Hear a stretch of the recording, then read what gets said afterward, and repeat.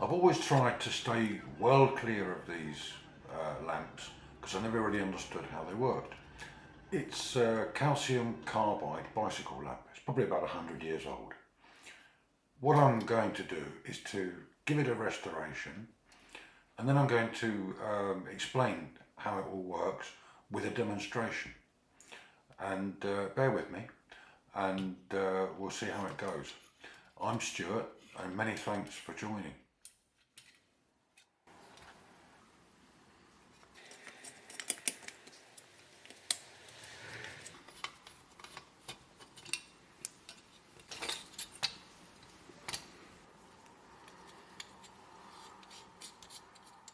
This is the stopper or the screw for the, this is a water tank at the top. What I'm removing now is it's like a needle valve. It allows water to drip into the part that I'm removing now. So it drips into that tube, and this is where the calcium carbide goes. I'm just removing this is a little screw. I think it's where you clean the jet, or this is the burner here. Now I've jumped into this part. This is the bit that I dislike actually. It's a bit of a fiddly thing. This is the part which joins onto the bicycle, and it's spring loaded, so it gives it some kind of suspension when you're riding along on a rough road.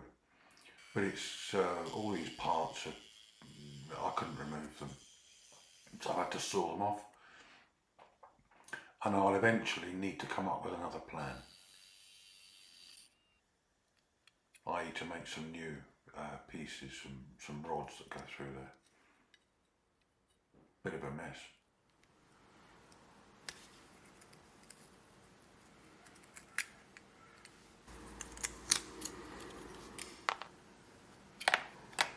I'm just putting these into a commercially available rust remover. Now basically I've got the whole lamp disassembled. It's not a hell of a complicated thing. What I'm going to do is attempt the bit that I hate the most, and that's that suspension mounting. I've got to try to get these rods out so that I can make the new ones.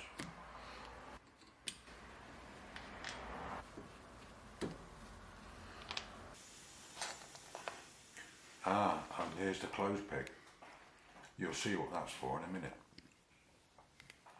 What I've decided to do is tap these parts with a convenient thread, and then I've got some very long grub screws.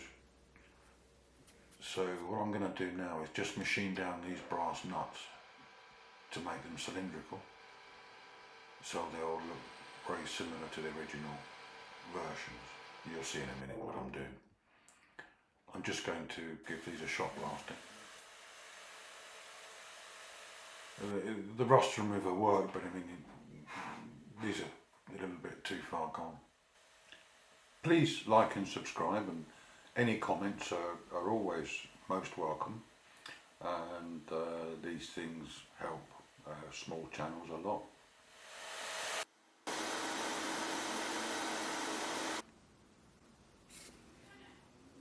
This is the little piece. I'm just putting some locking glue into there.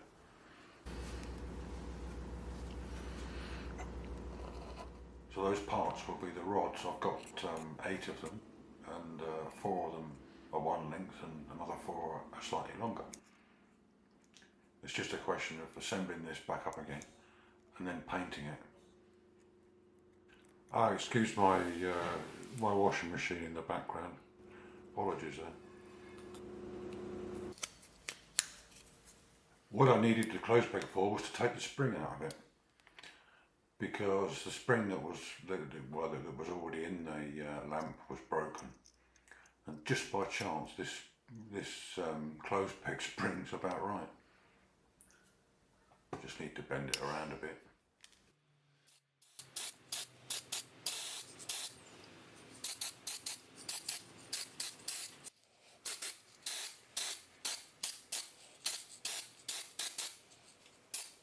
just a piece of, well, just doing some acrylic spraying there. Now we've got another problem with this. This is very, very badly dented, and I'm going to attempt to hammer some of these marks out. I won't be able to get them all out.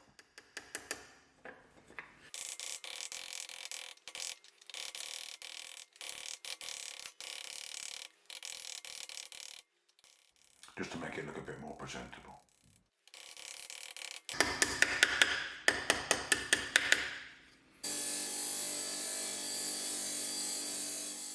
I'm just giving it, I'm not going to polish it like a mirror, there's no point, just to give it a bright finish. A sort of a satin bright finish. Now we've got this part, this is another problem, it's cracked. I don't know if it's the time that's over a long time, the brass cracks, I'm not really sure why, but I'm doing this with lead solder just to fill in the cracks.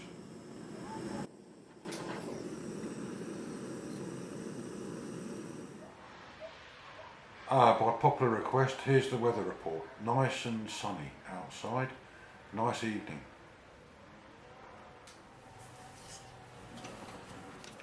This part of this base has been badly bent. So what I'm doing is I've got it in the lathe and I'm just going to try to straighten it. I've put a turning tool close to it so that I can gauge the gap. Now I'll give him that a clean up.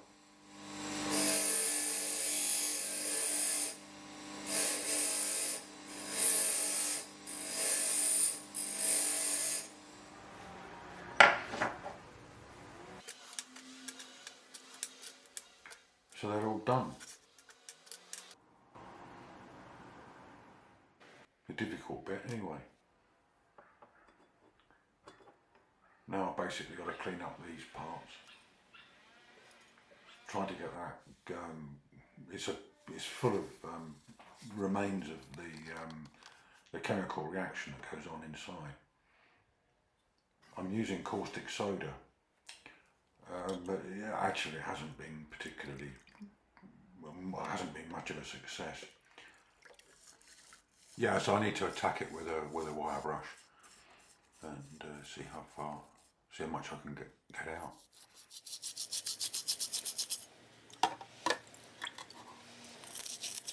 Unfortunately, patience is not something I've got an awful lot of. So I decided to get a wire brush on my Dremel and just take the last little bits out.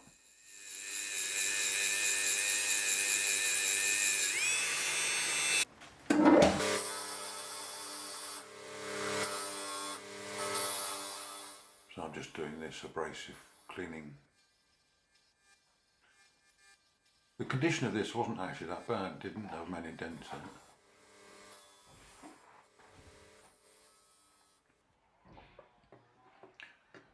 That's that bit finished. Now I've got this is the needle valve, which gives the water, lets the water drip down.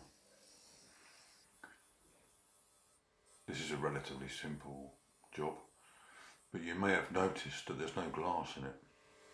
So that's going to give me a little bit of a headache later on.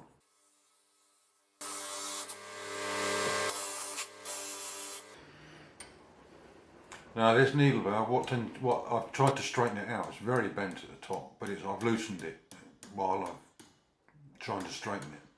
So I need to pin the thing back over again. But I've also lost the pointer, there's a pointer in the base.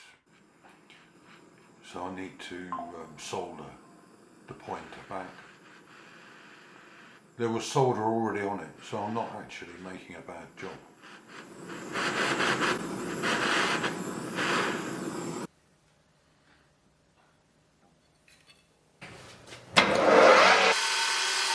What I'm just doing now in the lathe is filing that face to try and make it half reasonable. There we go, there's the needle valve. Oh, now I've got to go back to the bit that I don't like. So I just need to push these rods in here using the closed peg spring. I'm trying to get the whole thing back together and mounted onto the lamp.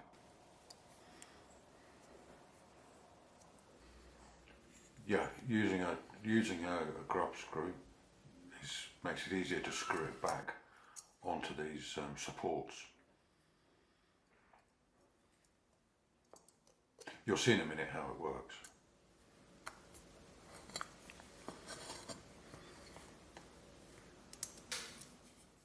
So I just draw the piece back into the support using the threads. Now you can see that it works with the suspension.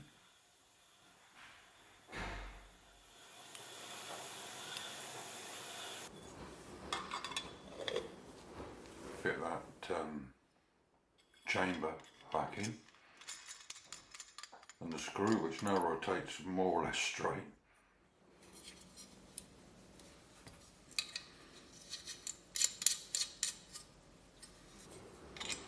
There's the burner.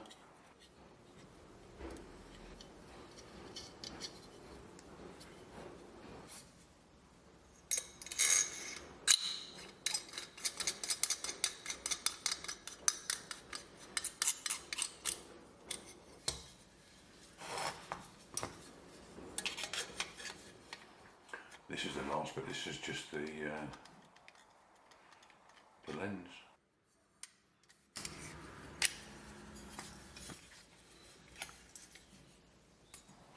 That's where we've got the glass missing.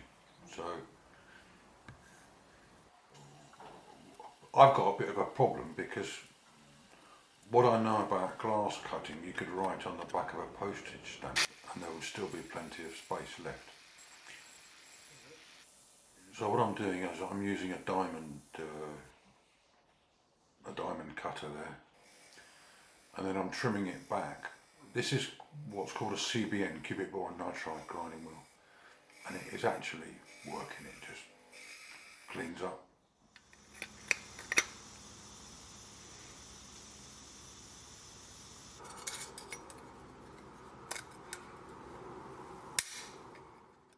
This is a piece of brazing rod which I've bent around, and it'll now be used to hold the glass in. There we are, finished. Looking quite respectable, I think. Now we've got to look at the at firing it up, and we've got to see where all the witchcraft is going to take place.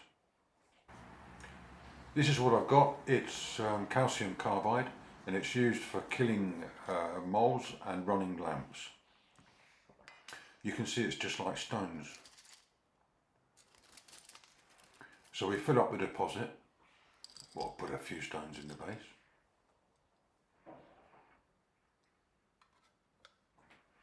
Pop it back together.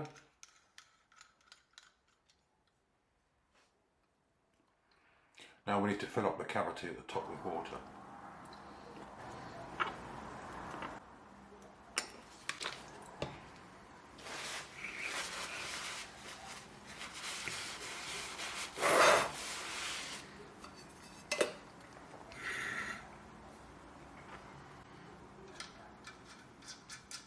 Screw that top on.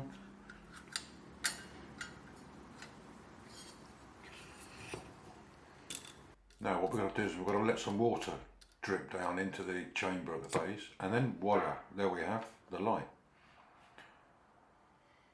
I'm just about to do something stupid and burn my finger. Watch. Ow, that hurt.